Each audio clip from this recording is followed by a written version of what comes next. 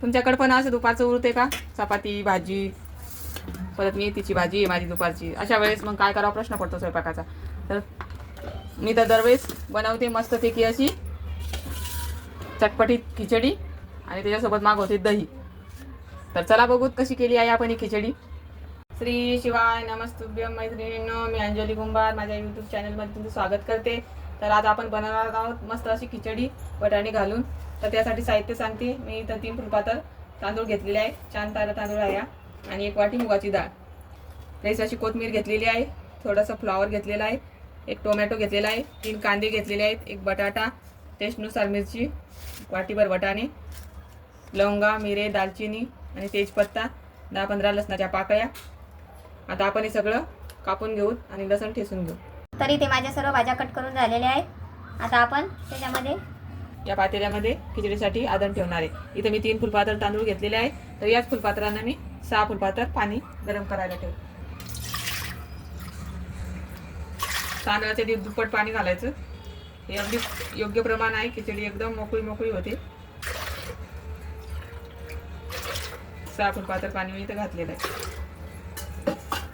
आता हे मी इकडे गरम करून घेते आणि या गॅसवर खिचडीला फोडणी देऊन घेते. खिचडी म्हटले की खिचडीमध्ये आपण काहीही घालू शकतो. गवारीच्या शेंगा, अजून तुम्हाला जे आवडत असेल ते तुम्ही खिचडीमध्ये टाकू शकता. खिचडी नावच असं आहे की सगळ्या भाज्यांचं मिश्रण करून केली ती खिचडी. तर चला, मी इथं गॅसवर कुकर ठेवलेला आहे. आता त्याच्यामध्ये तेल टाकून घेते.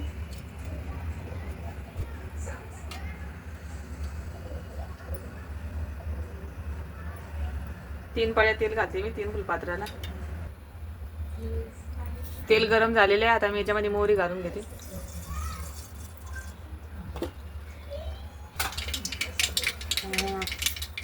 मोहरी छान तडतडायली. आता याच्यामध्ये मी जिरे टाकून घेते.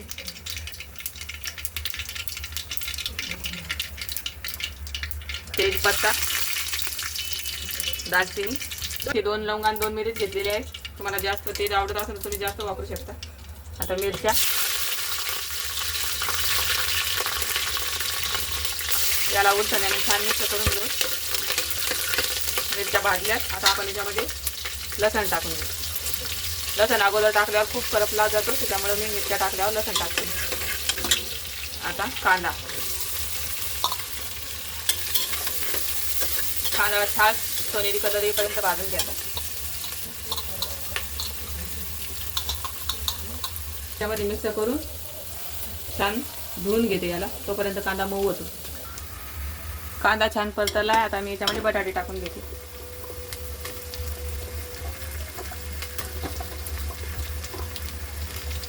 बटाटे 2 मिनिटं छान परतून घेते.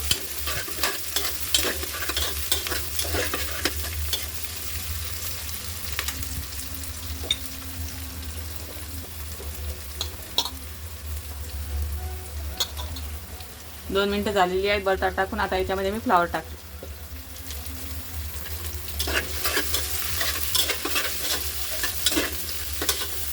तुम्हाला ज्या भाज्या आवडत असेल तुम्ही आता याच्यामध्ये टाकू शकता. माझ्या मुलांना आवडत नाही गवारी शेंगा, बीन्स, त्याच्यामुळे मी ते घातलेलं नाही. फ्लावर छान परतले गेले. आता मी याच्यामध्ये टोमॅटो घालून घेते.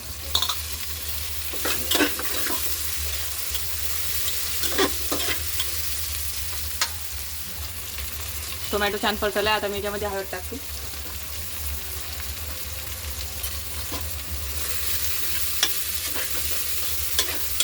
आता हवे तर तुम्ही या स्टेपला वटाणे घालू शकतात, पण मी नंतर घालणार आहे. वटाणे या स्टेजला घातले तर खूप मऊ होतात. तर आता मी याच्यात धुतलेले तांदूळ घालून घेते.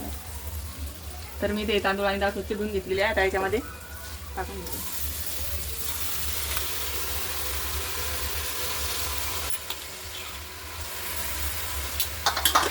छान मिक्स करून घेऊ.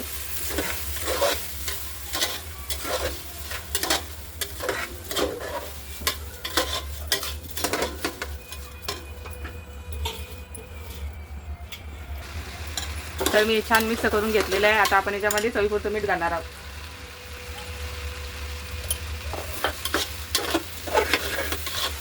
तेलामध्ये तांदूळ टाकल्यावर छान टेस्ट येते खिचडीची. तर आपलं पाणी पण छान गरम झालेलं आहे. आता आपण याच्यामध्ये हे 6 फुलपातळ पाणी टाकून घेऊ.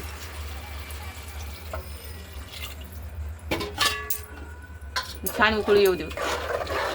मिक्स करून घ्यायचं हे सगळं, नाहीतर तांदूळ चिटकतील खाली बुडाला. तर याला छान उकळी येऊ देऊ. नंतर आपण कुकरचं झाकण लावून घेऊ. तर बघू शकता छान उकळी आलेली आहे. आता या ठिकाणी मी हे वाटाणे घालून घेते. छान मिक्स करून घेते वाटाण्यांना आणि कोथिंबीर टाकते.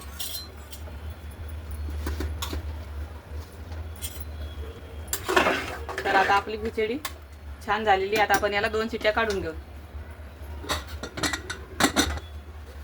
2 शिट्ट्यामध्येच होते आता ही खिचडी. तर बघू शकता इथं माझ्या 2 शिट्ट्या झालेल्या आहेत. पूर्ण वाफ गेलेली आहे. आता आपण बघू तर आपली खिचडी कशी झाली आहे.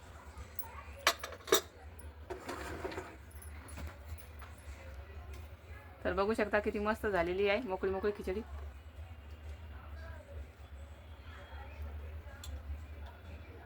अगदी मोकळी मोकळी झालेली आहे. या प्रमाणात पाणी टाकल्यावर छान मोकळी होते, एकदम सुटसुटीत. आणि असे वाटाणे वरतून टाकल्यावर जास्त एकदम मऊ होत नाहीत, साधारण मऊ होतात. तर बघू शकता मस्त तयार आहे आपली खिचडी. आणि त्याच्यासोबत मस्त असं दही. तर तुम्ही कशासोबत खिचडी खातात नक्की मला कमेंट करून सांगा. गावाकडे आमच्या खिचडीसोबत मस्त अशी दह्याची कढी करतात, पण आमच्या इथं मुलांना दही आणि खिचडी आवडते.